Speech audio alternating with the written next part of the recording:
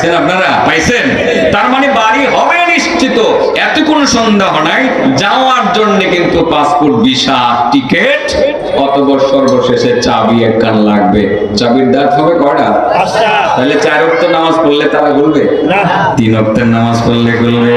আমার কিছু বন্ধুরা নতুন করে প্রচার শুরু করে দিয়েছেন, কি জানি একজন রৌশনী ইন্ডিয়া মানে আমেরিকা থেকে যেন একটা বক্তব্য দেয়, আহলে কিতাব নামদারি, নামটা ভুলে গেছি, কি রৌশনী জানি, আমেরিকা থেকে উনি লিডিং দিচ্ছেন আমাদের দেশের মানুষকে আহলে কোরআন বানানোর জন্য। তাদের দাবি হলো নামাজ ওয়ানলি 2 টাইমস, 2 ওয়াক্ত নামাজ। কয় ওয়াক্ত?